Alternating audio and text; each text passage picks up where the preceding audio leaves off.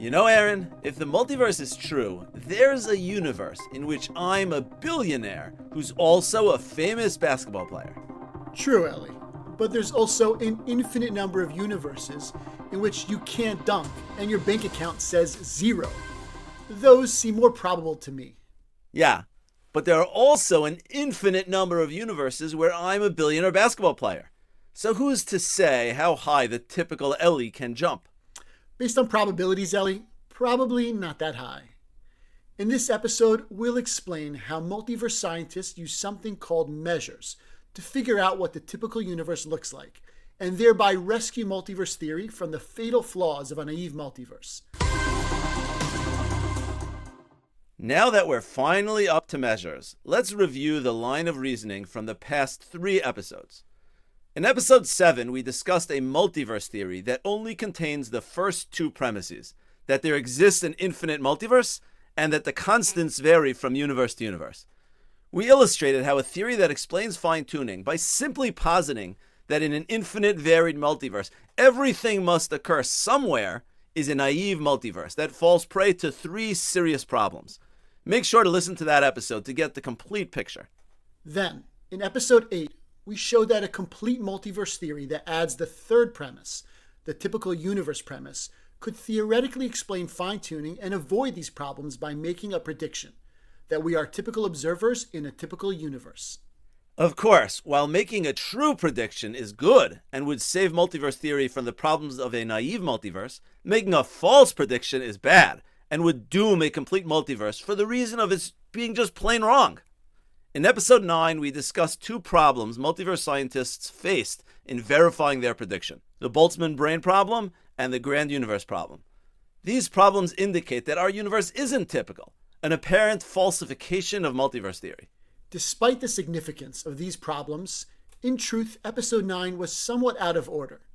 To simplify the presentation, we skipped over a major conceptual problem that multiverse scientists face in making any prediction whatsoever in an infinite multiverse.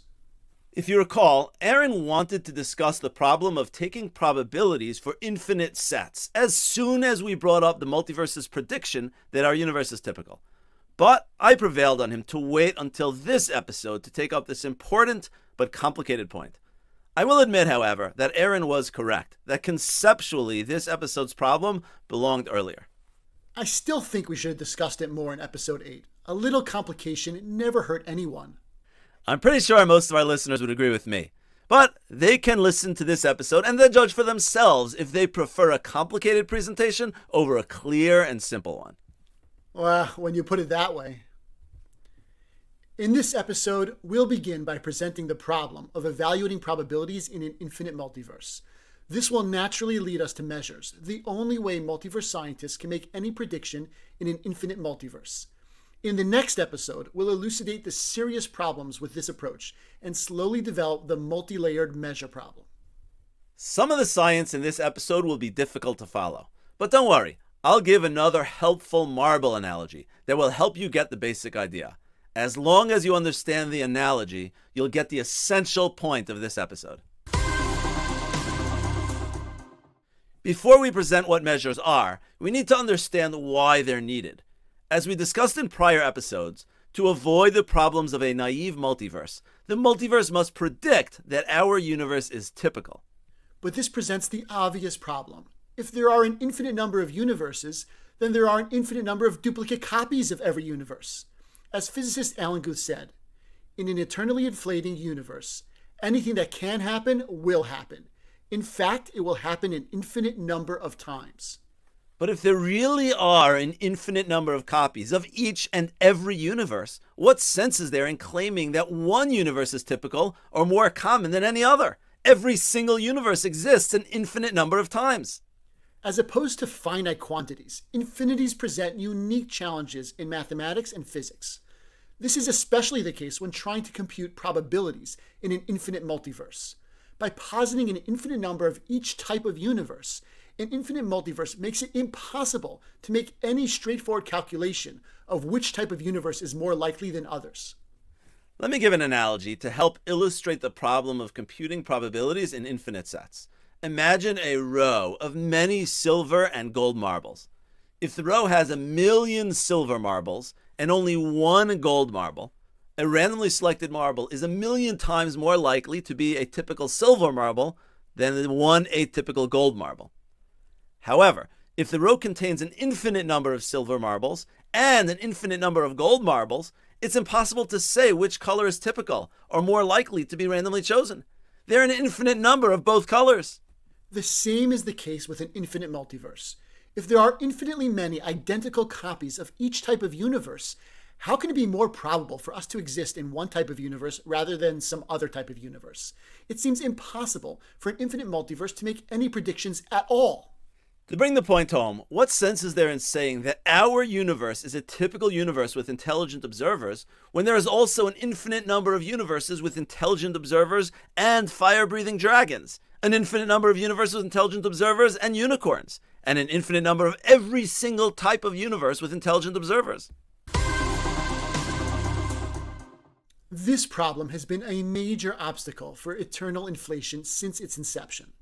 Remember, eternal inflation is the primary method multiverse scientists use to establish the existence of an infinite number of universes. Andre Linde, one of the founders of eternal inflation, discusses this point in his 2010 joint paper with Madhyar Norbala, Measure Problem for Eternal and Non-Eternal Inflation. Before Aaron reads a short quote from this paper, I just want to say that I strongly recommended Aaron against reading this complicated quote that nobody will be able to follow. I know everyone might not follow this, or some of the following quotes, but I think it's very important to hear for yourself that measures and the associated measure problem aren't something that we just came up with on our own. Rather, it's something that multiverse scientists acknowledge and explicitly attempt to deal with. And sometimes you need to hear a complicated quote for that to come across. I promise you won't die from it. All right. Before Aaron reads the quote, keep in mind that when they say the phrase different types of vacua, all they mean is universes with different values for their constants of nature. Okay, go ahead, Aaron. Here's the quote. The main problem here is that in an eternally inflating universe, the total volume occupied by all, even absolutely rare types of universes, is indefinitely large. Therefore, comparisons of different types of vacua involves comparison of infinities.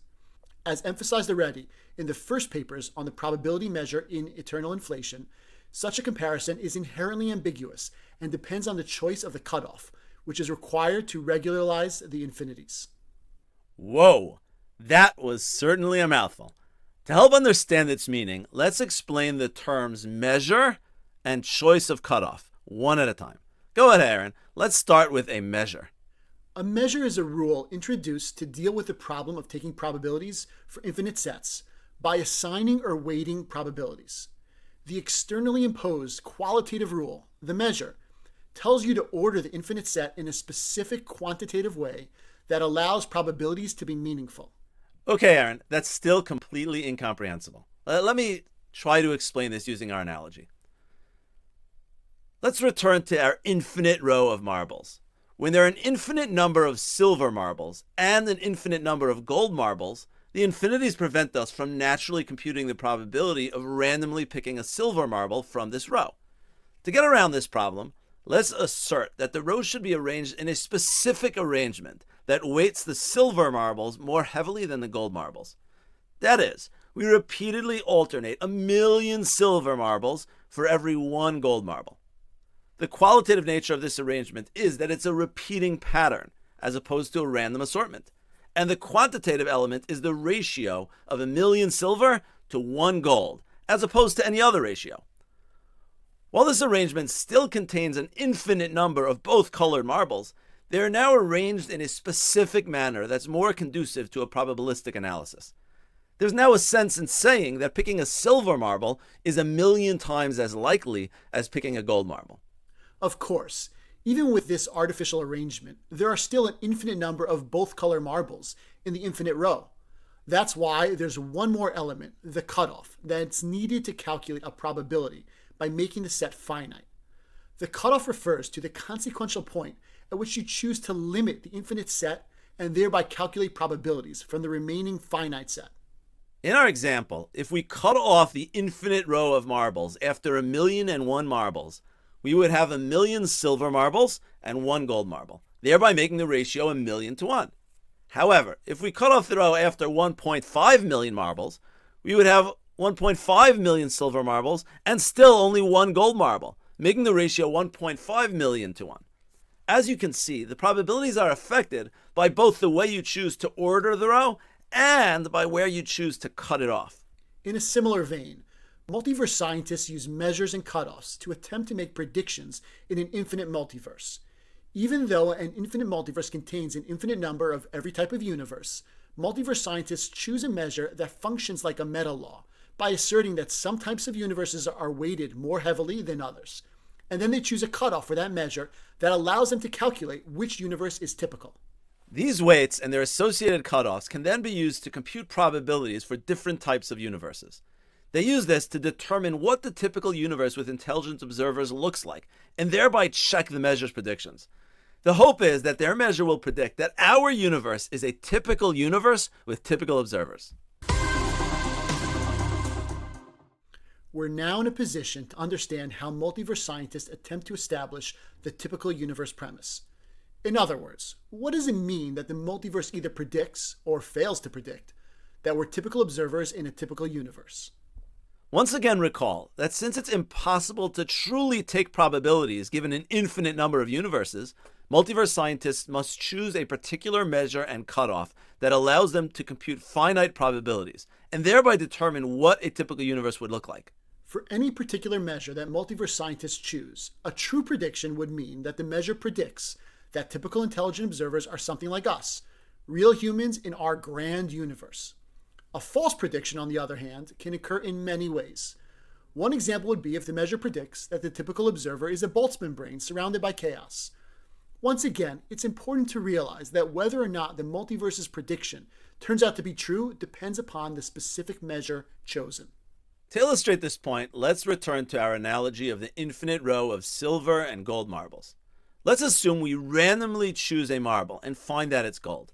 To assess whether chance is a good explanation for this golden selection, we must consider whether we would have predicted getting a gold marble in advance. To do so, we need to compute the probability of getting a gold marble, and thereby determine whether a gold marble is typical. Because there's no straightforward way to compute probabilities in the infinite row of marbles, we'd have to consider their order. If they were ordered as above, a repeating pattern of 1,000,000 silver marbles followed by 1 gold marble, then a typical marble would be silver. If so, getting the gold marble would prove our prediction false, and thereby refute the hypothesis that the marble was chosen at random. We'd need to look for a different explanation. Maybe the selection was rigged.